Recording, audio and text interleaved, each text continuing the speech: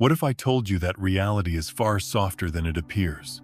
That the chair beneath you, the air filling your lungs, even the dreams still waiting on the horizon, all of it is not fixed, not rigid, but flowing vibrations, frequencies, and fields of energy responding to you in this very moment.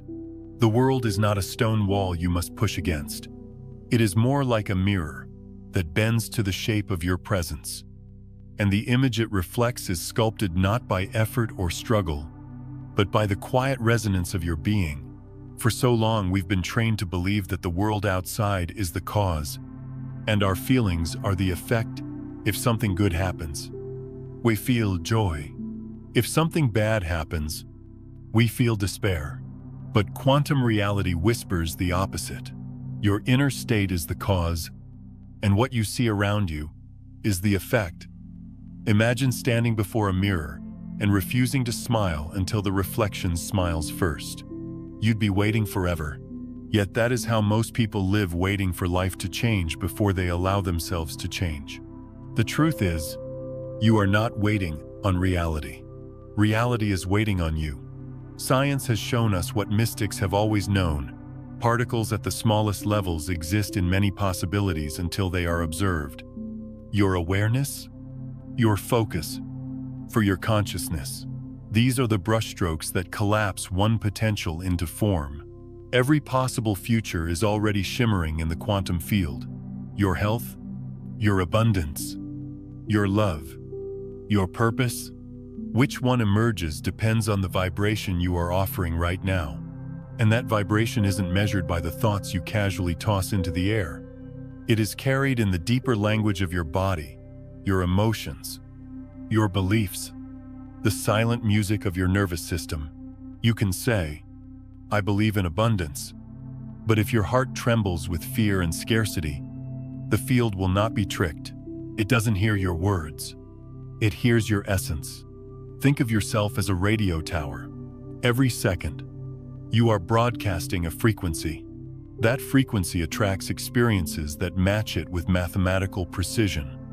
If you spend a few minutes each morning visualizing peace, but the rest of your day worrying about money or doubting your worth, the signal is clear.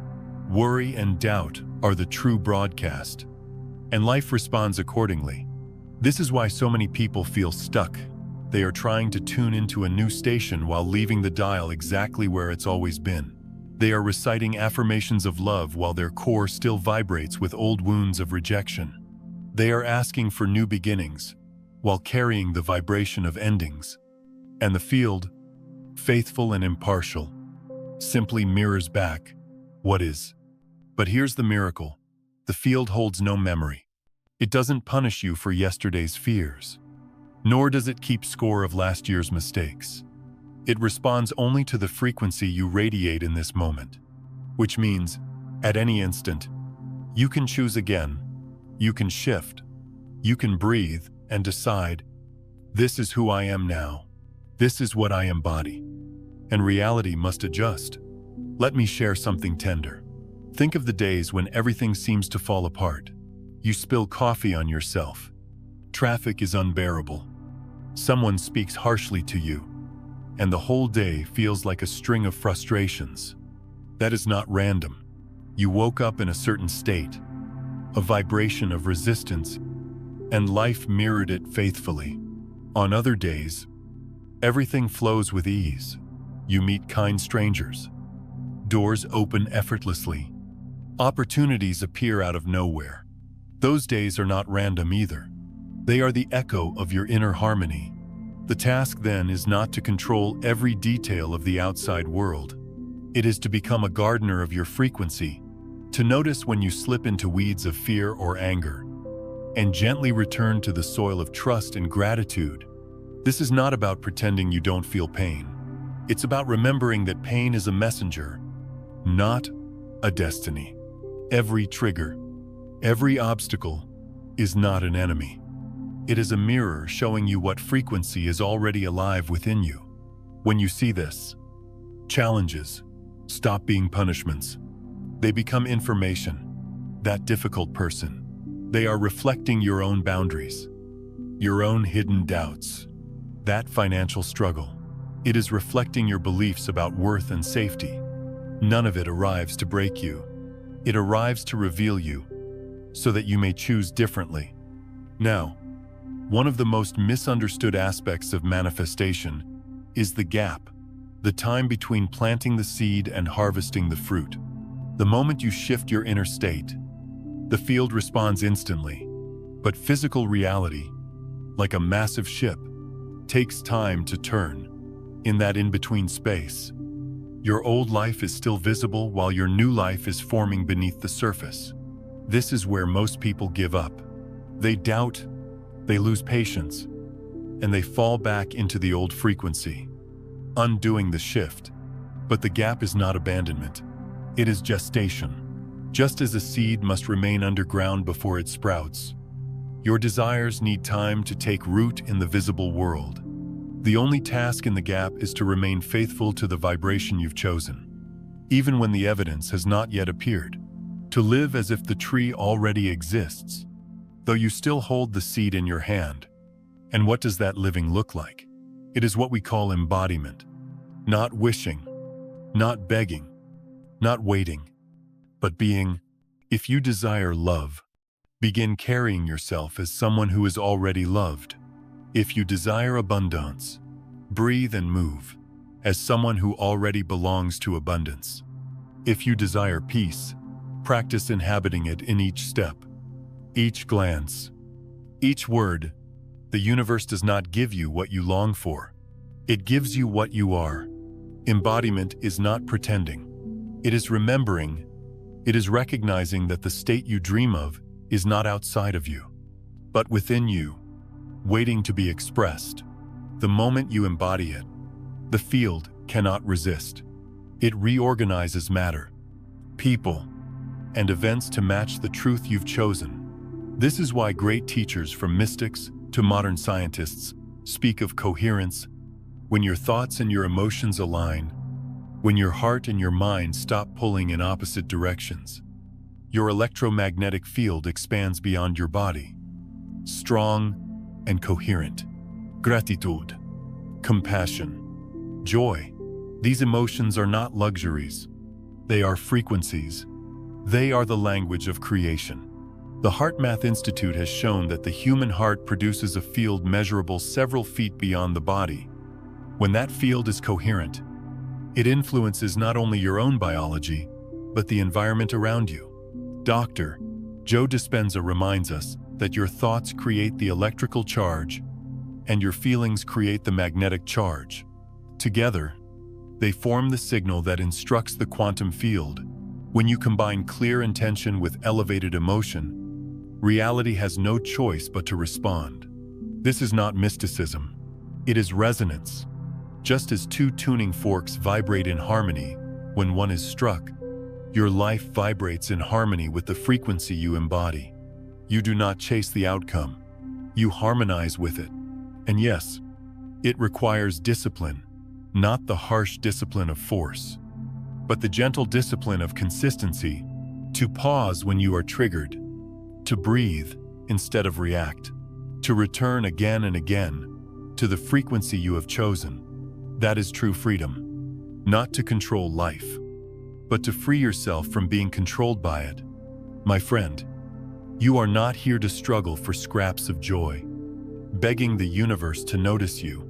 You are the very frequency that reality responds to. Every moment is a chance to choose. Will I broadcast fear or trust? Scarcity or sufficiency? Longing or embodiment? The universe is not personal. It is precise. And when you shift your vibration, you shift the whole story. So, as you sit here, listening, I invite you to soften. Place your hand over your heart if you wish. Feel the rhythm of life pulsing inside you. That rhythm is already in dialogue with the field. It has been all along. Whisper to yourself not as a hope, but as a remembrance. I am the transformation. I am the signal. I am the frequency. And then allow life to prove you right. Because reality is not a wall. It is water. It takes the shape of the vessel you bring, and when you choose to carry the vessel of love, gratitude, and coherence, reality will pour itself into that shape. Not tomorrow, not one day far away, but now, always now. 1. The deeper layers and the surface of emotion. So many people believe that if they simply think positive, life will rearrange itself into something beautiful. It is comforting to believe that our surface thoughts alone could bend the universe. But reality, the quantum field, does not listen to words on the surface. It listens to the music beneath the words. It listens to the quiet hum of your nervous system, to the patterns you carry in your chest, to the wounds you never gave yourself permission to heal. Think of it this way. A person might smile with their lips while their eyes are heavy with sorrow. They may speak words of confidence, yet their body is still curled inward, protecting itself from old memories of rejection. The field does not respond to the smile, or the affirmation, or the mask. It responds to the trembling truth beneath. This is why so many affirmations fail, why so many manifestation techniques leave people disillusioned. They are trying to paint a bright color over a canvas that has never been cleaned. The old paint bleeds through. The brush strokes clash. Until the old layers are acknowledged and softened, the new cannot shine clearly. I remember a season of my life when I tried to think my way out of pain. I read every book on positive thinking, repeated every mantra I could find. For a few moments, I would feel a spark of hope, but then, like water seeping through cracks in stone, the deeper patterns returned: self-doubt, fear, a sense of being undeserving, and life mirrored those patterns faithfully. It wasn't until I stopped fighting my emotions and started listening to them that real change began. You see, surface emotions are like ripples on a pond. They are what you feel when something happens around you. Irritation, when someone cuts you off in traffic. Joy when you receive good news. Sadness, when you lose something dear. They come and they go, rising and falling like waves in the wind. But beneath those ripples lies the deeper water. That depth is your core frequency. It is not shaken by every breeze. It is the slow current that moves underneath your life, shaping every shore you touch. Perhaps your surface emotion is anger. You feel it flash when someone disrespects you. But beneath that flash might live a core frequency of powerlessness. A story you've carried since childhood that told you your voice didn't matter. The field doesn't amplify the flash of anger. It amplifies the current of powerlessness. That is why situations seem to repeat, why lessons return again and again. Life is not mocking you. It is mirroring you. Healing, then, is not the act of silencing the anger or ignoring the fear. Healing is sitting quietly beside the child within you, who learned to feel powerless and saying, "I see you. I believe you. You are safe now." Healing is not about forcing yourself into joy. It is about creating enough safety in your body that joy can rise naturally, like a flower growing through cracks in the pavement. This is the work most people avoid, because it is tender. It requires courage not to cover the wound, but to touch it with gentleness. Yet when you do, the frequency shifts. The nervous system, once frozen in old patterns, begins to thaw. Your body starts broadcasting a new signal, not because you demanded it, but because you allowed it. The quantum field does not measure how loudly you shout affirmations. It listens to the coherence between your words and your being.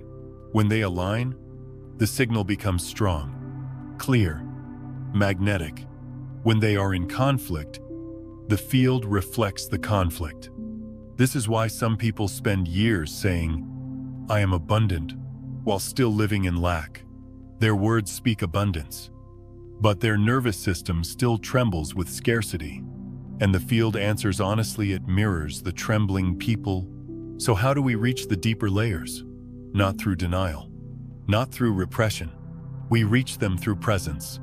By slowing down enough to notice the tightness in your chest, the clench in your jaw, The way your breath shortens when money is mentioned, or when love draws near. Your body is not betraying you. It is broadcasting your frequency. If you want to change the broadcast, you must first hear it clearly. This is where practices like breathwork, meditation, or even a slow walk in nature become powerful.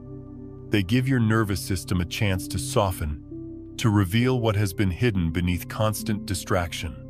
You may discover grief you never allowed yourself to feel. You may find anger you buried to keep the peace. These are not mistakes. They are doorways. Every unprocessed emotion is energy waiting to be integrated. Imagine your core frequency as the soil of a garden. If the soil is filled with rocks and thorns, planting seeds of affirmation will not bring much fruit. But if you tend to the soil, pulling out the weeds, loosening the ground, watering it with compassion, then even the smallest seed will flourish. Your frequency is that soil. The work of tending to it is not glamorous, but it is the very foundation of creation. And here lies a profound truth. Once the deeper frequency shifts, the surface emotions begin to change almost effortlessly. You no longer have to force yourself to think positive. Joy starts to bubble up because the current underneath you has been realigned. Gratitude begins to feel natural rather than forced. Peace becomes your baseline, not because nothing difficult ever happens, but because your core knows it is safe, worthy, and whole. The old patterns may still try to return, they often do. But each time you notice them, you now have a choice. Instead of being swept away, you can pause, breathe, and remember, this is an old broadcast. I don't have to keep transmitting it. And slowly, patiently, the old frequencies lose power. They are replaced by something steadier, something true. This is why the journey inward is essential. Without it, we remain stuck on the surface, chasing temporary highs and quick fixes. With it, we begin to embody the vibration of healing. And once embodied, the quantum field cannot help but respond. Because reality is not punishing you, it is teaching you. Every repeated pattern is not proof of failure, it is proof of feedback.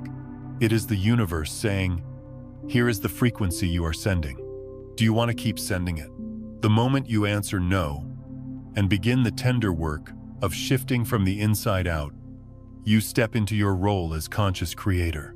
And that is when the magic, quiet, grounded, unforced truly begins.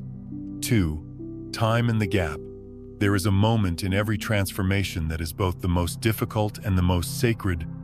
It is the space between the choice you've made within and the evidence you long to see without. In spiritual language, we might call this the desert, the wilderness, or the night of the soul. In the language of quantum creation, we simply call it the gap. The gap begins the instant you shift your inner frequency, the very moment you decide, with sincerity, I will no longer live in fear. I will embody trust, love, and abundance. The quantum field responds. It hears you immediately. It begins rearranging the tapestry of reality to mirror that new vibration. But here is the paradox. While the field has shifted, the outer world still carries momentum from your old frequency. Imagine steering a massive ship in the ocean. The instant you turn the wheel, the ship does begin to change direction. But it takes time for its body to swing, for the waves to adjust, for the new course to become visible on the horizon. That delay is the gap. The old shoreline is still in sight. The new one has not yet appeared. And in between is only open water. For many, this is the hardest place to remain faithful. Doubt creeps in. Nothing is changing. Maybe it didn't work. Maybe I'm fooling myself. The temptation is strong to return to old patterns, because at least they feel familiar. Fear disguises itself as logic. I should be realistic. I should stop dreaming. I should go back to what I know. But if you surrender to that voice, you steer the ship back onto its old path, and the cycle repeats again. The gap is not proof that nothing is happening. The gap is proof that something is happening. It is the sacred in-between, the moment when the seed is hidden beneath the soil, invisible but alive, sending out roots before it dares to break the surface. If you dig it up too soon to check on it, you kill the very life you were cultivating. I've walked through this gap more times than I can count. I've sat in silence, wondering if all my inner work had been for nothing, if life would ever reflect the changes I felt inside. It felt like talking into a void, but looking back, I see that the void was never empty. It was gestation. It was rearrangement. It was the universe, quietly sculpting a new reality in ways my eyes could not yet perceive. Think of a dawn. When you are waiting in the dark before sunrise, there is no evidence that the light is coming. The sky is still heavy. The earth is still asleep. But within the invisible fabric of the atmosphere, the sun has already begun its return. The light is on its way, even if your eyes cannot yet see the first hint of gold. Faith in the gap is like waiting for dawn. You trust the inevitability of the light, not because you see it, but because you know how life moves. This is where the heart learns patience. And patience here does not mean passive waiting, as if you are twiddling your thumbs, hoping something external will arrive. Patience means holding the vibration you have chosen as though it were already true, and refusing to abandon it simply because evidence has not yet appeared. Patience is presence. Patience is embodiment. The danger of the gap is not that nothing happens. The danger is that you abandon your new state too soon. It's like baking bread and pulling it out of the oven when it's still raw inside. The ingredients were correct. The process was working. But impatience ruined the outcome. So with your life, the vibration is correct. The field is responding. But if you collapse back into fear, the new creation cannot finish forming. And yet, this gap is also a gift. It is where your trust becomes real. Anyone can believe when the evidence is obvious. Anyone can celebrate when the harvest is in their hands. But the gap strips you down to the essence. Do you believe because you know? Or do you only believe because you see? The gap is not punishment. It is initiation. It reveals whether your new frequency has truly become your home, or whether it was just a passing experiment. Some call this the testing phase, but I see it differently. It is not life testing you. It is life showing you yourself. If you shift into love, but after a week without results, you fall back into fear, the gap has revealed that love was still fragile within you. And that is not failure. It is feedback. It shows you where more gentleness, more healing, more practice is needed. So how do you live in the gap without being consumed by doubt? First, you learn to honor small signs. The gap does not mean complete silence. Often, life will send you little reflections before the big ones. A kind stranger, an unexpected moment of ease, a subtle change in your energy that others notice before you do. These are like the first pink streaks of dawn, not the full sun yet, but whispers that the light is near. Cherish these signs. No matter how small, they are proof that the field is shifting. Second, you learn to rest in being rather than obsess over results. The most powerful thing you can do in the gap is to embody the frequency of your desire as though it were already true. If you long for abundance, walk as one who is already abundant. If you long for love, speak as one who already knows they are cherished.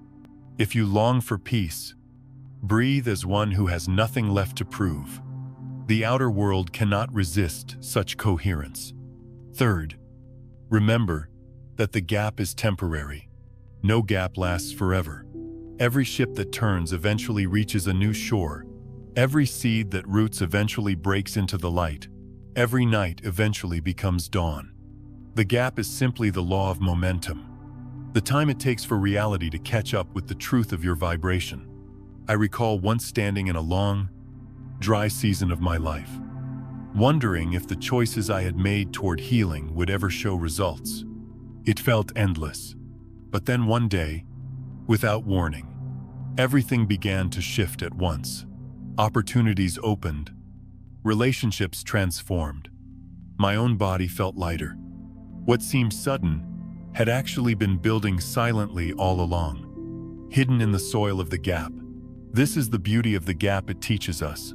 Surrender, not surrender as defeat, but surrender as trust. The willingness to rest in what is, knowing that what will be is already in motion. To let go of timelines and comparisons, and to live faithfully in the vibration you have chosen, moment by moment. So if you find yourself in the gap now between the life you've left behind and the life that has not yet appeared, take heart. You are not lost. You are in transit. The space between is not empty. It is full of rearrangement, alignment, and preparation. Do not curse the gap. Bless it, for it is proof that you have chosen differently, that the ship has turned, that the seed is alive. Let this be the season where trust takes root so deeply that when the harvest comes, you are not surprised, you are simply ready. Because the gap is not an obstacle to your becoming percent. The gap is part of your becoming. 3. The principle of as within, so without. There is a simple truth that takes most of us a lifetime to rediscover. The world outside is only ever reflecting the world inside. What we call reality is not a fixed wall pressing against us, but a mirror responding to the state of our inner being.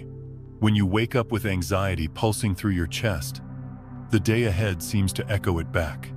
People feel harsher, events appear heavier, and even small inconveniences look like great obstacles. But on the mornings when you rise with gratitude humming quietly in your heart, the same world feels different.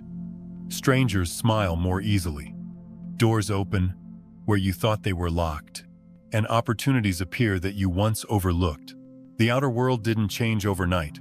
You did, and life mirrored it faithfully.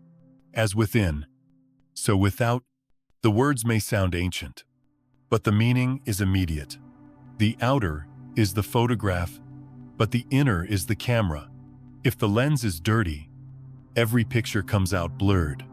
Clean the lens, and suddenly, the same world shines with clarity. Most of us, however, are taught to polish the photograph instead. We try to fix life by rearranging the outer pieces, changing jobs, forcing relationships, chasing money, moving cities, and sometimes these shifts bring temporary relief, but unless the inner lens is cleared, the same distortions return. A new job feels like the old one after a few months. A new relationship triggers the same arguments as the last. Money arrives, but somehow never feels like enough. Why? Because the true cause has not been touched. The field is still mirroring the old frequency. This is not about blame. It is not about saying, you created every difficulty, and it's your fault. That kind of judgment only deepens the wound.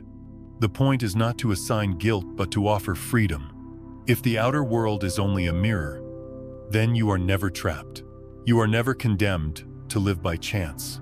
You always carry within you the power to change the reflection by changing the source. I remember when I first began to understand this, not as an idea, but as an experience.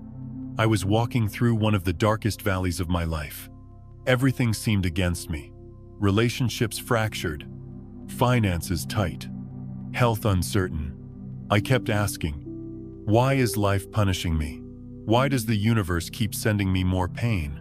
And then slowly, quietly, I began to see life was not punishing me. It was showing me. It was placing in front of me a perfect reflection of the fear and unworthiness I still carried inside.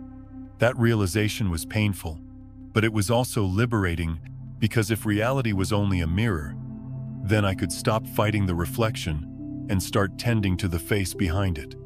I didn't need to repair the mirror. I needed to soften the expression I was bringing to it. And as I did, the reflection began to shift. Not instantly, not dramatically, but gently, steadily. Think of standing before a calm lake. If your hand trembles, the ripples distort your reflection. If you grow still, the water clears, and you see yourself as you truly are. Life works the same way. The turbulence within creates turbulence without. Peace within creates peace without. This principle explains why positive thinking alone often fails. You can repeat hopeful words, but if deep inside your frequency is woven with fear, the mirror reflects fear. The field doesn't respond to what you wish you believed, it responds to what you actually embody. And embodiment is not mental. It is vibrational. You know this truth already. Haven't you walked into a room and felt tension in the air before a word was spoken? Or sat with someone who radiated calm so strongly that your own breathing slowed? That is, as within, so without in living form. Their inner world extended into the outer, shaping the field around them, and so does yours. But here is the challenge. We often believe the mirror more than we believe ourselves. We see lack outside and decide, I must be lacking. We see rejection and conclude, I must be unworthy. We let the reflection convince us that it is the cause, when in fact it is only the effect. This is the great reversal that keeps people trapped. They try to smile after the reflection smiles, not realizing the reflection is waiting for them. So how do we live this principle? How do we shift from being prisoners of the mirror to painters of the canvas? It begins with awareness. Notice your inner state honestly, without shame. Are you walking through your day with a baseline of worry? Are you carrying subtle resentment, or are you resting in trust, gratitude, and presence? Your answer to those questions is more important than any plan or strategy, because it is the signal the field is faithfully amplifying. Next, practice alignment. This doesn't mean forcing yourself to feel good when you don't. It means creating space to process what you're truly carrying. If you feel grief, let it breathe. If you feel fear, acknowledge it tenderly. Denied emotions don't disappear. They broadcast louder from the shadows. But emotions met with compassion dissolve into clarity, and clarity is coherence. Finally, embody the state you long to see reflected. If you want a world of kindness, start speaking and moving with kindness, even when no one is watching. If you want to feel supported, begin supporting yourself with gentleness rather than criticism. If you want abundance, let your posture, your decisions, your generosity flow as though abundance is already yours, not to trick the universe, but to harmonize with the truth that abundance, love, and peace have always been accessible inside you. The principle of as within, so without is not mystical poetry. It is practical reality. And once you understand it, life stops feeling random. The mirror never lies. It always shows you where your frequency is set. And that feedback, however uncomfortable, is the very key to freedom. So today, if the outer world feels harsh, pause before trying to fix it. Look within. Ask gently, what is this showing me about my own state? What part of me is ready to soften, to heal, to release? And then begin there. As you shift, the mirror shifts. As you soften, the reflection softens. Remember, you don't need to demand that the world changes first. You only need to tend to the soil of your own heart. The blossoms will appear outside when the roots are nourished within. As within, so without. It is not a command. It is a description. It is how life always operates. And when you embrace it, not with fear, but with reverence, you reclaim the quiet power to shape your reality from the inside out. 4. The coherence between heart and mind. There is a quiet power inside you, waiting to be remembered. It does not come from striving harder or from forcing life to bend to your will. It comes from a harmony so simple that we often overlook it, the harmony between your heart and your mind. Science tells us something astonishing. When your thoughts and your emotions come into alignment, Your body generates an electromagnetic field hundreds of times more powerful than when they are in conflict. Imagine that your very being becomes like a lighthouse, shining waves of energy into the quantum field around you. And these waves are not passive. They are instructions, carrying the blueprint of your inner state into the fabric of reality. But coherence is not just a scientific measurement. It is something you can feel. Think back to a time when you were completely at peace with yourself, when your thoughts were clear and your emotions were calm, when gratitude or love filled you without effort. In those moments, didn't the world seem to move differently? Strangers were kinder. Circumstances flowed more easily. You were not fighting life. You were dancing with it. That is coherence. Most of the time, though, our hearts and minds are at odds. The mind says, "I want abundance," while the heart whispers, "I'm afraid I'll never have enough." The mind says, "I am loved," while the heart trembles, "But what if I am abandoned again?" The result is a fractured signal, like trying to tune into a radio station with two competing frequencies. The music cannot come through clearly, and the field responds with mixed, confusing reflections. I know this fracture well. There were years when I tried to think my way into a better life. I would repeat affirmations, study, technique, and plan endlessly, but inside, my heart still carried old grief, old doubts. The result was exhaustion. Nothing seemed to change because my signal was not coherent. My mind was broadcasting one thing, and my heart another. The field, always honest, simply reflected the confusion back to me. The turning point came when I stopped trying to silence my heart and began to listen to it. Not with judgment, not with shame, but with compassion. I realized my heart was not an enemy to overcome. It was a child asking to be held. When I allowed my thoughts to align with the tenderness of my heart, coherence began. Slowly, gently, I noticed life responding differently. Not because I was forcing change, but because I was finally offering a clear, unified signal. This is why emotions like gratitude, compassion, joy, and love are so powerful. They are not sentimental decorations. They are frequencies of coherence.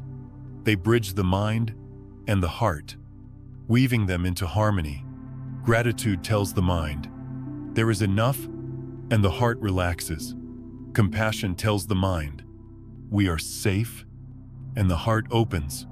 Joy tells the mind, "Life is trustworthy," and the heart begins to sing. And here is the beauty: when you embody these elevated emotions, you do not only heal yourself, you become a field of healing for others. The HeartMath Institute has shown that the heart's electromagnetic field extends far beyond the body, up to several feet around you. When your field is coherent, those near you feel it. They may not understand why they breathe more easily in your presence, why they feel calmer sitting beside you, but their bodies are responding to your signal. In that way, coherence is both personal and collective. Think of a tuning fork. Strike it, and another tuning fork nearby begins to vibrate in resonance. You did not touch it. You only set the example of vibration. In the same way, when you align your heart and mind, you become that tuning fork. You ripple coherence into the space around you. Others feel it and are invited into alignment themselves. Without a word, you shift the atmosphere. But coherence cannot be faked. The universe is not fooled by pretense. You cannot say, "I am abundant," while secretly carrying fear in your chest, and expect the field to mirror abundance. The field does not listen to your words. It listens to your vibration. And vibration is the marriage of thought and feeling. Without both, the signal remains incomplete. So how do we cultivate coherence? It begins with slowing down. In a culture addicted to speed, the heart's voice is drowned out by the mind's constant chatter. But when you pause, when you breathe deeply, close your eyes, and place a hand on your chest, you begin to hear the heart again. Ask it softly. What are you feeling right now? Not what you think you should feel. Not what you hope to feel. But what you truly feel. And then, instead of arguing with it, let your mind offer compassion. Let your thoughts align with kindness. This practice is not dramatic. It is quiet, steady work. Yet each time you do it, you are weaving heart and mind together. You are teaching your body the language of coherence. And the field cannot resist such clarity. Over time, coherence becomes a way of being. Gratitude is no longer a ritual you perform. It is the air you breathe. Love is no longer something you chase. It is the home you live in. Joy is no longer a rare spark. It is the steady glow beneath your days. And the world, faithfully, mirrors this inner home. Opportunities align. Relationships deepen. Health strengthens. Not because you forced them, but because you became coherent. I want you to imagine this now, you, sitting quietly, hand over your heart. You slow your breath until it is steady and calm. You allow a feeling of gratitude to rise, not forced, but genuine. Perhaps gratitude for this breath, this moment, this chance to begin again. Let your mind rest on that gratitude, agreeing with it, amplifying it, until thought and emotion sing the same song. That moment, that harmony is coherence, and from that state, your signal to the field becomes unmistakable. Remember, coherence does not mean perfection.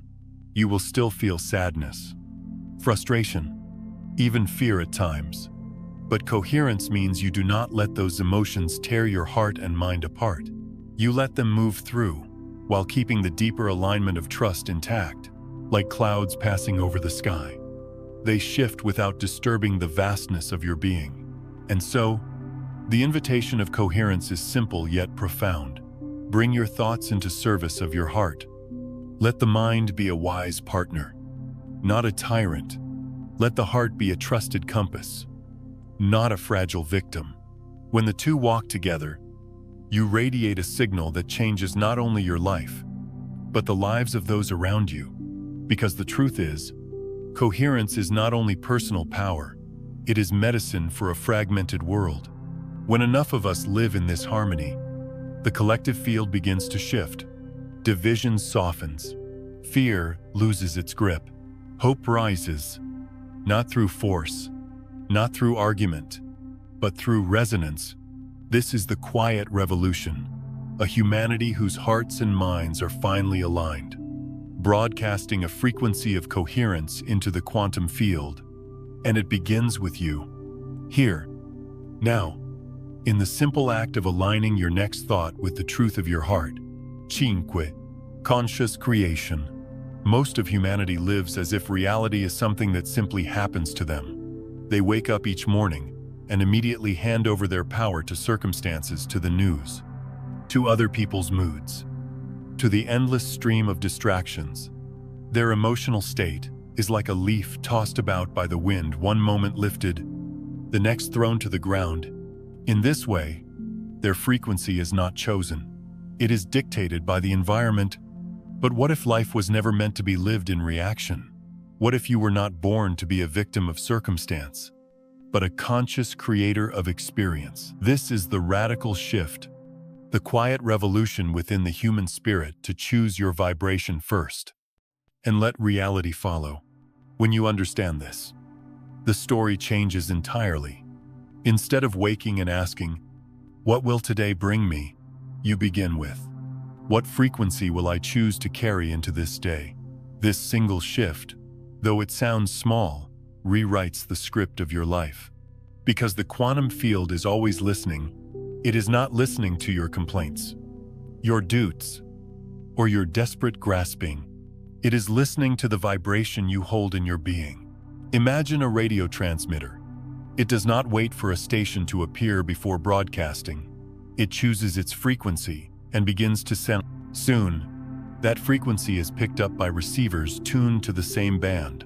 In the same way, when you deliberately choose your inner state, gratitude, peace, joy, or trust, you begin to broadcast that frequency into the field. And the field, which is infinitely intelligent, responds by arranging outer circumstances to resonate with your inner broadcast. This is the essence of conscious creation, to live from the inside out, instead of the outside in. For many years, I lived the other way. I let the world tell me who I was. If someone rejected me, I became small. If money was scarce, I felt unworthy. If opportunities disappeared, I convinced myself that I was not enough. In those days, I was always waiting for life to give me permission to feel whole. But that permission never came, because I was looking in the wrong direction. The turning point came the day I understood that the field does not reflect what you want. It reflects what you are being. That realization was not comfortable. It meant I could no longer blame the world for my unhappiness. But it was also liberating. It meant that by shifting who I was being in the present moment, I could begin to shift everything. To create consciously is not about forcing reality to bend to your will. That would only be the ego in another disguise. Conscious creation is more like planting a seed in rich soil. You choose the seed, the vibration, and you trust the earth to bring forth the fruit. You do not dig up the soil every day, demanding to see progress. You water it with gratitude. You tend it with patience. And you know that the harvest is inevitable. At first, this practice can feel unnatural, because the old habits of reaction are so strong. Perhaps you wake up to bills on the table, or conflict in the family, or the weight of loneliness. The mind wants to say, "See, life is against me. My emotions are justified." And in that moment, you face the choice. Will I let the environment dictate my frequency again? Or will I choose the frequency I want, regardless of appearances? This is where conscious creation requires courage. It is not the courage of conquest, but the courage of trust. It is the willingness to feel gratitude, even when the evidence seems absent. It is the decision to embody love even when fear presses close. It is the choice to rest in abundance, even when the bank account is thin. You are not lying to yourself. You are remembering the deeper truth that the outer world is always late, always catching up to the vibration you hold now. And so, the conscious creator learns to live in the as-if. They feel as if the blessing has already arrived. They embody the energy of healing before the body has caught up. They walk as if they are loved before the partner appears. And slowly, gently, life begins to rearrange itself in response. Opportunities emerge. Synchronicities align. Relationships heal not because you chased them, but because you became a match for them. This is not a game of pretending, nor a trick of positive thinking. It is an act of alignment. The field cannot resist coherence. When you hold a steady inner vibration, the outer reality must eventually bend to reflect it. Not instantly, because the material world has inertia, but inevitably. The delay is not a punishment. It is simply the time it takes for matter to follow energy. I have seen this again and again, not just in my own life, but in the lives of countless others. The woman who chose to live in joy before the diagnosis cleared, and whose body gradually followed her vibration into health. The man who decided to walk in gratitude even when his business was collapsing, and who then found doors opening he never could have planned. The young soul who chose love over bitterness after heartbreak, and soon discovered relationships blooming with deeper intimacy. All of these stories remind us we are never victims unless we agree to be. Conscious creation is the reclamation of authorship. You stop handing your pen to circumstances and begin to write your own script. The field is not biased. It does not play favorites. It mirrors what you are broadcasting. The question is never, will the field respond? The question is, what am I choosing to broadcast right now? So how do we live as conscious creators in daily life? It begins with awareness. Notice when you are slipping into reaction, when your emotions are being hijacked by circumstances. In that moment, Pause. Breathe. Place your attention, not on what is happening out there, but on what you are holding in here. Then choose. Choose deliberately. Perhaps it is the frequency of trust, perhaps joy, perhaps simple peace.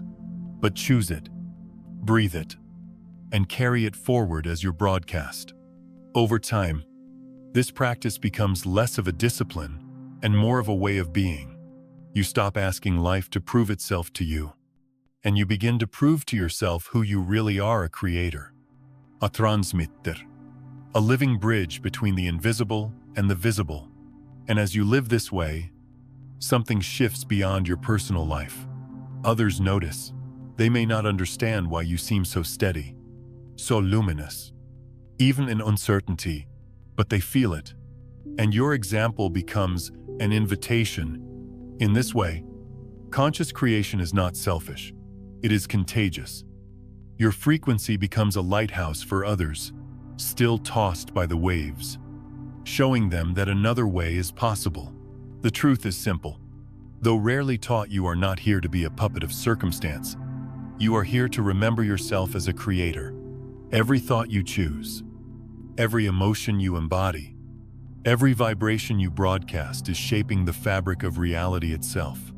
And so, the invitation is this: stop waiting for the world to give you permission to feel alive. Choose your vibration now. Live as if the beauty you long for is already here. Walk as if the love you desire already surrounds you. Rest as if the abundance you dream of is already flowing. Because in the language of the quantum field, being comes before seeing. This is the passage from victim to creator. This is the liberation of the human spirit. And it begins with one quiet, powerful choice: to live consciously, to create deliberately, to broadcast love into the field, no matter what appears outside. 6. The quantum mechanism and the role of consciousness. There is a mystery at the heart of physics that sounds more like poetry than science. It is the discovery that at the smallest levels of reality, the quantum-level particles do not behave like solid little marbles rolling around. Instead, they exist in what physicists call a superposition of possibilities. A single electron can be here, there, or in many places at once. A photon of light can move down multiple paths simultaneously. Reality, at its most fundamental layer, is not fixed. It is fluid, dynamic, waiting. And what is it waiting for? That is where the mystery deepens. It waits for observation, for consciousness, until someone looks, until there is awareness to encounter it. The quantum realm holds countless futures, but the instant it is observed, it collapses into one outcome, one tangible version of reality. This is not mystical exaggeration. This is what science itself has revealed through experiments repeated thousands of times. At the quantum scale, the universe is not a rigid machine, but a living ocean of probabilities. It is an infinite library of maybes, and consciousness is the one that chooses which book will be pulled off the shelf. Now, pause for a moment and let that truth sink in.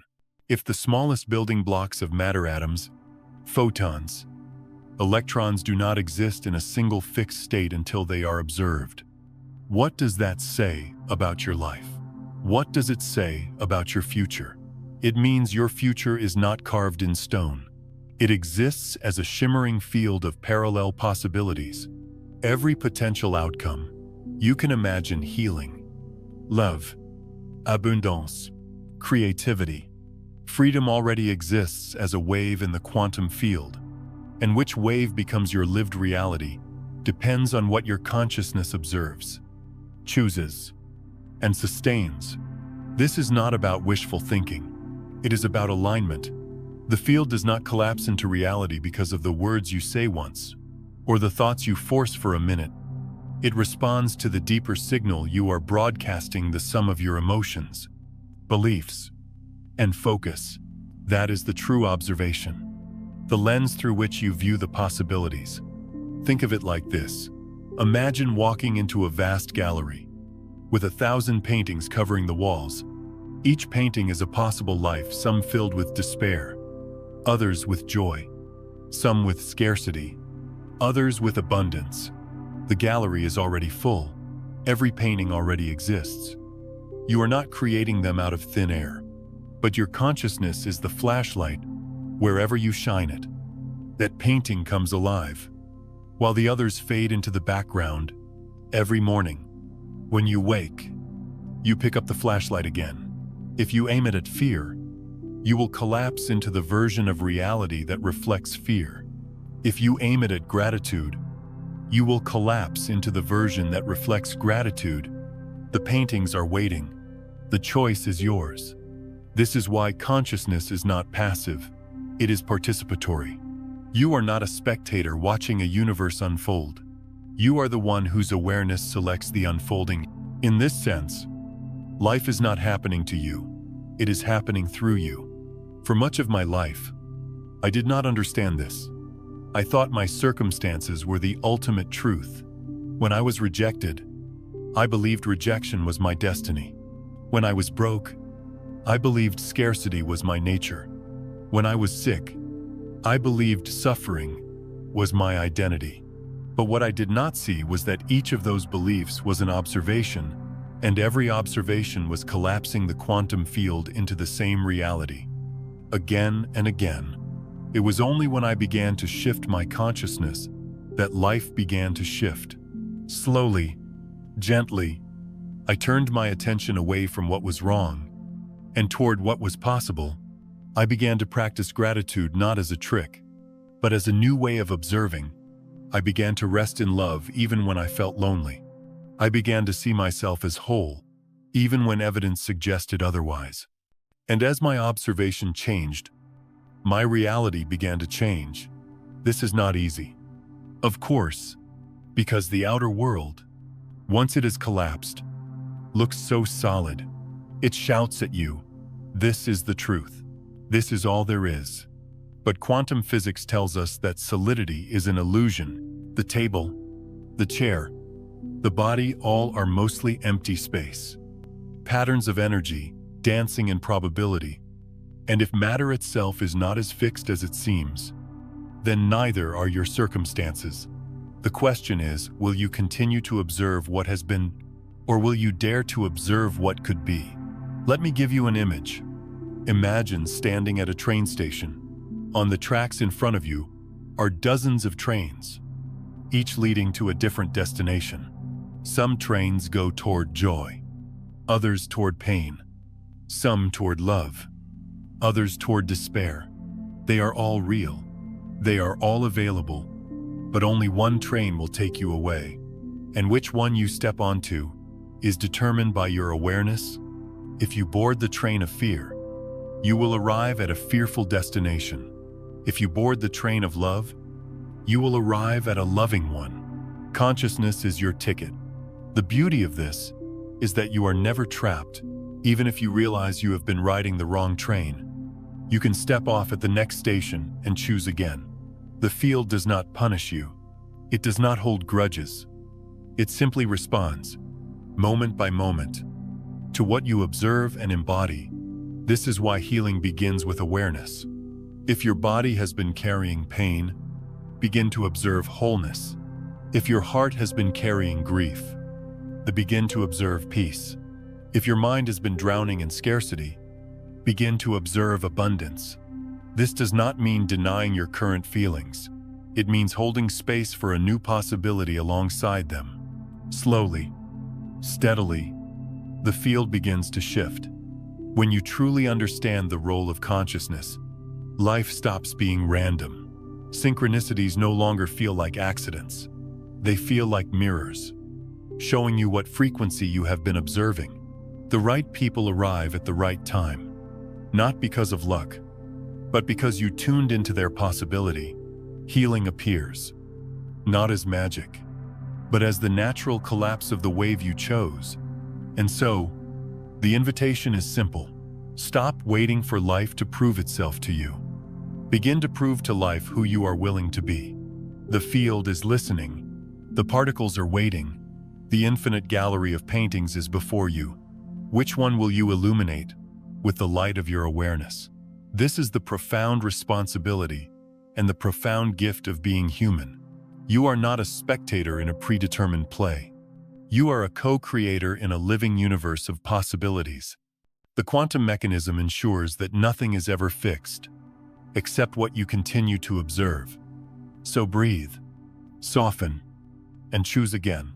Let your consciousness become the brush that paints the reality you long for. The canvas is not blank, it is infinite. The colors are not limited, they are countless. And the field is not against you, it is waiting, patiently, to become whatever you dare to see. 7. Living in the state of embodiment. There comes a moment on the path of awakening when wishing is no longer enough. You stop leaning forward into the future, hoping for some distant change, and you begin to lean back into the present, choosing to live as though the change has already come. This is embodiment. It is not imagination for its own sake, nor daydreaming without action.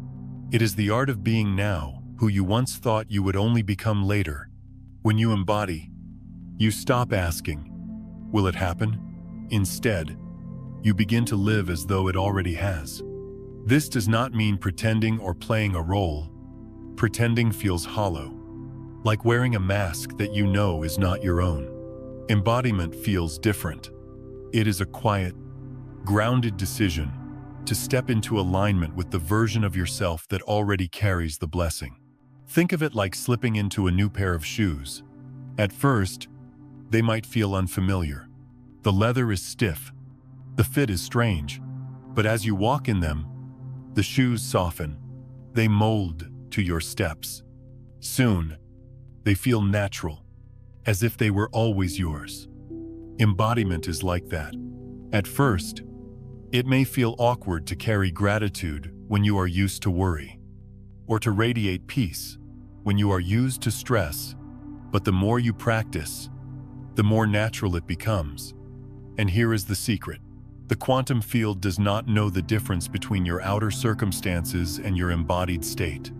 It does not check your bank account before responding to your vibration of abundance. It does not verify the doctor's report before responding to your vibration of health. It simply mirrors the frequency you are living in now. When you embody wholeness, you call forth wholeness. When you embody love, you call forth love. I remember a time when my life seemed stuck in lack. Money was scarce, opportunities few, and anxiety constant. My old habit was to pray for things to change, to hope for some external rescue, but no rescue came. What shifted everything was the moment I stopped waiting for change to prove itself to me, and instead began living as though abundance was already my state. I started walking with a posture of gratitude. I ate my simple meals as though they were feasts. I treated my small apartment as though it were a temple, and slowly, reality began to shift. Opportunities appeared, synchronicities aligned, and the energy of scarcity dissolved. Embodiment is powerful because it removes the energy of striving. Striving always says, "I am not yet there." It keeps the blessing at arm's length. Embodiment says, "I am already," and the field, faithful mirror that it is, reflects that back. Consider how we treat emotions. Many wait for circumstances to justify joy.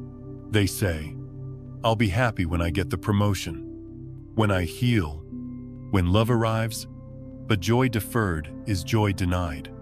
Embodiment reverses the sequence. It says, "I choose joy now," and let reality rearrange itself accordingly. This is not delusion. It is alignment with the truth that everything exists in potential already, and consciousness selects which potential solidifies. Let's imagine a gardener planting seeds. If she waits to feel the excitement of growth until the sprout breaks through the soil, she robs herself of the joy that could nourish the seed in the unseen stages. But if she waters with love and tends with trust, the seed thrives. Embodiment is like watering your future with present joy. You live as though the sprout is already rising, And in time, it does. The practice of embodiment requires presence. It is not about constantly leaping ahead into the fantasy of tomorrow.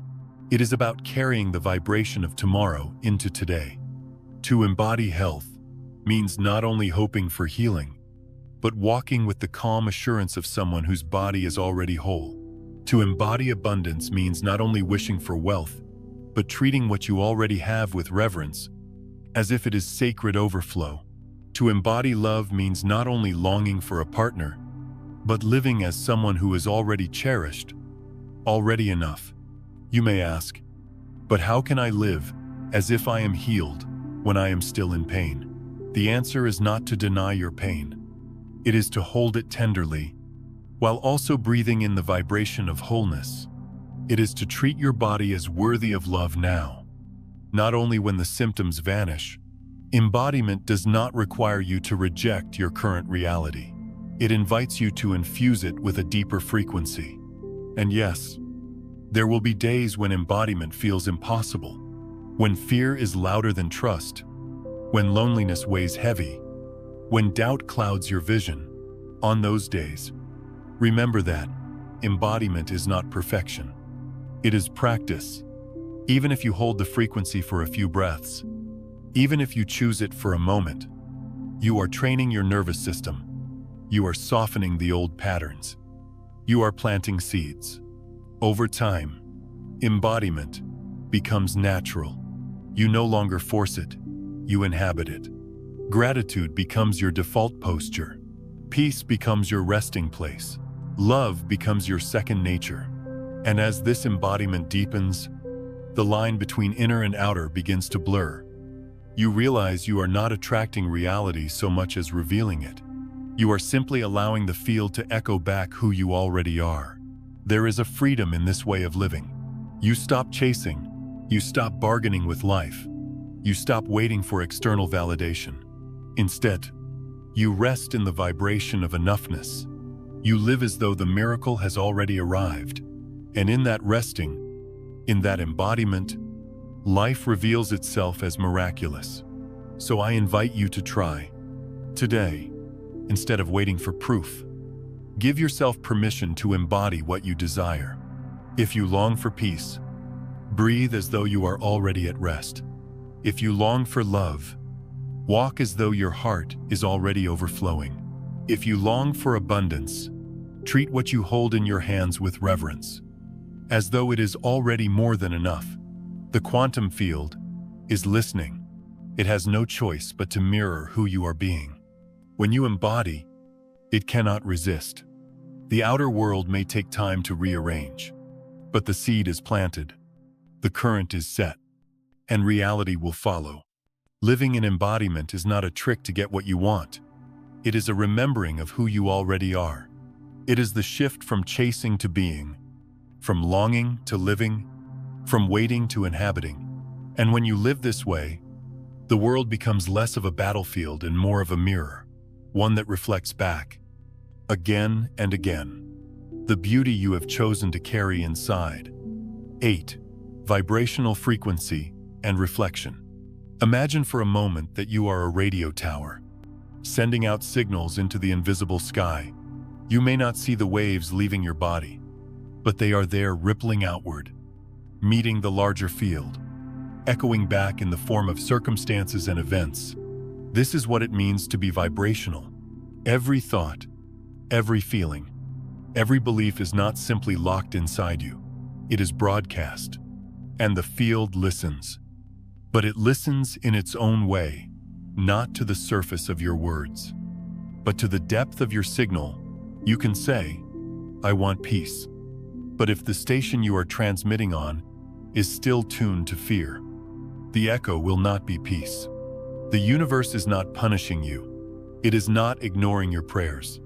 It is simply mirroring what you are actually sending. This is one of the hardest truths to face, because it dissolves the illusion that words alone are enough. You may repeat affirmations. You may declare desires.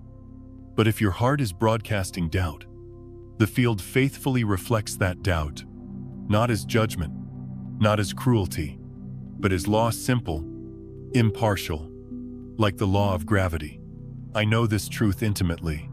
There was a time in my life when I begged for stability. I wrote affirmations. I lit candles. I prayed the same words again and again. I am safe. I am secure.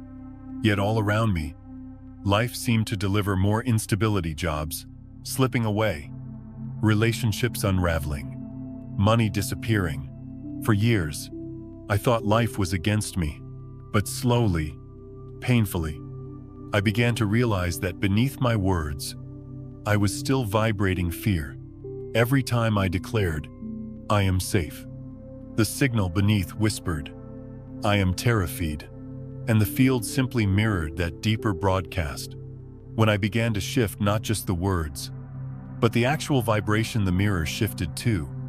The key was not to deny my fear, but to sit with it, to breathe into it, to choose a different state, moment by moment. As I practiced, the signal began to soften, and the field responded. Stability did not appear overnight, but it began to seep into my life like morning light through a curtain. Think of it like standing before a mirror. If you frown, the reflection frowns back. If you smile, the reflection smiles back. The mirror is not choosing sides. It has no favorites. It simply reflects you, as you are. The quantum field works in exactly the same way. It does not scold. It does not reward. It simply reflects. This is why vibrational awareness is so crucial. Most people live unaware of the signals they are broadcasting. They think their circumstances are random, but in truth, their circumstances are the perfect echo of their inner vibration. If anger dominates, life provides more fuel for anger. If gratitude dominates, life provides more reasons to be grateful. The field cannot be tricked, because it always tunes into the deeper broadcast. So how do we change the station? Not by forcing the outer world, but by gently shifting the inner frequency. You do this not once, but as a practice, like tuning an instrument. A guitar left unattended drifts out of tune. So does the human vibration. Daily, sometimes hourly, you pose, you breathe, you listen inward, and you choose again. And yes, there will be days when your vibration slips, when fear or anger grows loud. This is not failure. It is feedback. The field reflects your state so you can see it clearly, like a mirror showing spinach in your teeth. It is not cruel. It is helpful. It allows you to adjust, to return to the vibration you actually wish to broadcast. The beauty of this law is its neutrality. The universe does not judge your frequency. It does not say, this one deserves abundance, and that one does not. It simply reflects. That means you are never disqualified. No matter how long you have broadcast fear or pain, you can always shift the station. The moment you begin to vibrate differently, the mirror begins to rearrange. I like to imagine this as standing at the edge of a calm lake. When you toss a pebble of joy into the water, the ripples move outward until they return to your feet. When you toss a stone of fear, the same happens. The lake does not choose. It simply reflects the movement you have given it. And over time, as you become more conscious of what you toss in, the lake becomes a friend instead of a mystery. Living this way requires honesty. You cannot fake a vibration. The field does not respond to performance. It responds to essence. If you are hurting, pretending to be joyful will not change the broadcast. But if you sit with the hurt, breathe into it, and gently invite in a softer vibration, peace, gratitude, acceptance, then the broadcast shifts authentically. Embodiment is the bridge here. To shift your vibration, you live as though the new state is already true, not as a trick, but as a remembrance. For example, if you long for peace, you begin to walk more slowly, breathe more deeply, rest more often. If you long for abundance, you treat the smallest blessings with reverence, as though they are priceless treasures. In doing so, your vibration naturally begins to align. And what happens then? Life responds. New opportunities appear, not because the universe has suddenly decided to favor you, but because your frequency has changed. Relationships deepen. Not because people around you have magically transformed, but because you now resonate at a different level. Your outer world always bends to the frequency you hold most consistently. The truth is, you are always broadcasting. Even in silence, even in sleep, your field radiates outward. And so, the invitation is to become deliberate, not anxious, not controlling, but intentional. To ask yourself gently, what am I transmitting now? And is this what I want mirrored back? This path is not about perfection. No one vibrates joy every moment, but even small shifts matter. A single breath of gratitude, a brief pause of presence, to a moment of kindness. Each of these changes the signal, and the field listens, always. So, you are not powerless. You are not at the mercy of randomness. You are a broadcaster, and reality is your echo. What you send returns, what you embody reflects, not as reward or punishment, but as simple, faithful resonance. The question, then, is not whether life will respond. It always does. The question is, what song are you singing into the field? Is it the song of fear, or the song of trust? The song of scarcity, or the song of gratitude? Stand still for a moment. Breathe. Listen. And if the song you hear within does not match the life you long for, begin gently to hum a new tune. Not tomorrow. Not when things change now. Because the field is always listening, always reflecting, always waiting to echo who you choose to be. 9. Vibrational discipline. To live consciously is not a single moment of awakening. It is a practice. It is the quiet art of returning again and again to the frequency you have chosen, even when life seems to pull you in the opposite direction. This is vibrational discipline, and far from being harsh or rigid, it is a soft but steady commitment to yourself. You see, emotions will always move through us. There will be days when sadness comes like rain clouds, when anger flares like fire, when disappointment weighs heavy, like stones. These feelings are not failures. They are part of being human. The danger is not in feeling them, but in wearing them as an identity. There is a great difference between saying, "I feel anger right now," and saying, "I am an angry person." The first allows the emotion to move like weather across the sky. The second chains it to your identity, as if the storm is the sky itself. Vibrational discipline is the skill of letting emotions pass, without mistaking them for who you are. I remember a time when anger lived in me like an uninvited guest who refused to leave. Every disappointment became fuel. Every slight became proof that life was unfair. The more I identified with anger, the more reality mirrored situations to keep me angry. It was a cycle without end. It wasn't until I learned to say, "I am experiencing anger," instead of, "I am anger," that the cycle began to break. That small shift, naming it as an experience rather than an identity, gave me back the space to choose again. Vibrational discipline does not mean denying your emotions. It means holding them gently, feeling them fully, and then releasing them so that they do not anchor your frequency.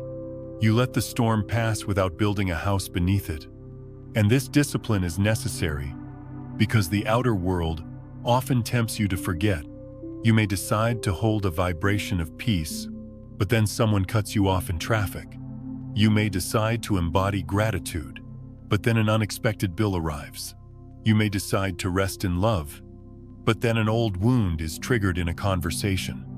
In those moments, the question arises, will you let the environment dictate your vibration again? Or will you remember that your vibration is your choice? This is the essence of vibrational discipline, to be the master of your frequency rather than the servant of circumstance. Let me offer you an image. Imagine you are the conductor of an orchestra. Each instrument represents a different emotion: joy, fear, anger, peace. If you let them play on their own, the music becomes chaos. But when you step onto the podium and raise your hand, you guide them into harmony. The instruments do not disappear. They follow your direction. Vibrational discipline is like conducting your inner orchestra. You acknowledge every instrument, but you choose the melody. Of course, this requires practice. At first, the old patterns are strong. Perhaps you have spent years identifying with sadness, or décades letting fear dictate your choices. Shifting these habits is not immediate. It is like training a muscle at first weak, but over time, strong. Each moment you choose your vibration consciously, you strengthen your capacity. There will be times when you stumble, when you fall back into reaction. This too is part of the practice. The discipline is not in never falling by, but in rising again. Every time you return to your chosen vibration, you deepen your mastery. This practice also requires compassion. Too often, people turn vibrational discipline into self-criticism. Why can't I stay peaceful? Why do I keep getting triggered? But self-judgment only lowers your frequency further. Instead, approach yourself the way you would approach a child learning to walk. When the child falls, you do not scold them. You encourage them to stand again. Treat yourself with the same kindness. There is also a paradox here. The more you practice vibrational discipline, the less effort it eventually requires. At first, it feels like a constant battle, choosing peace when chaos erupts, choosing trust when fear screams. But over time, these choices become your natural state. The discipline evolves into ease. Just as a musician no longer thinks about each note, but simply plays, so too will you embody your chosen vibration without struggle. And the field responds, because the quantum field does not listen to your occasional peaks of joy or isolated moments of gratitude. It listens to your consistent signal. A steady frequency has far more power than a scattered one.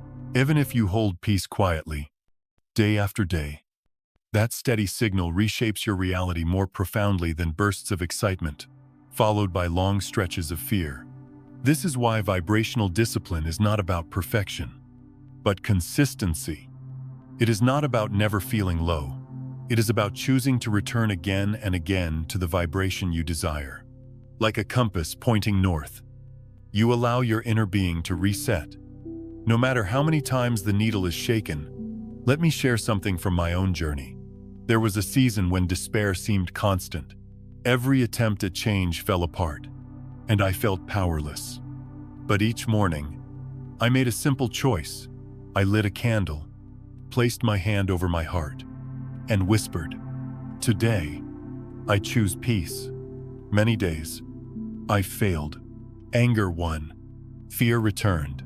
But I kept practicing. Weeks became months. Slowly, like water wearing down stone, my vibration shifted.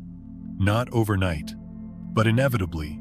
And with that shift, my reality followed. You may wonder, why is discipline necessary? Why can't life just deliver peace and love without our effort? The answer is that consciousness is a gift, and with it comes responsibility. You are not here to be carried like a leaf in the wind. You are here to realize your power as a creator. The discipline is not a punishment. It is the very way you reclaim your authorship. And here is the grace: the universe meets you more than halfway. Each small act of vibrational discipline is magnified. The moment you choose gratitude, even in hardship, synchronicities begin to move. The moment you choose love, even when fear beckons, doors begin to open. The field does not demand perfection. It responds to intention. So let this truth rest in you.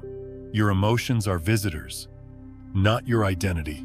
Your vibration is your choice, not your fate. And your discipline is not a cage, but a key that unlocks the reality you long to experience.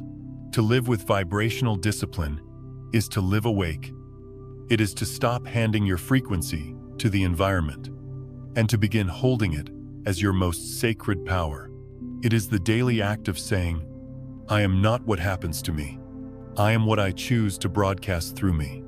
And when you live this way, the world responds, not as an enemy to fight, not as a puzzle to solve, but as a faithful mirror, reflecting back the steady, chosen vibration of your soul, returning to the true frequency.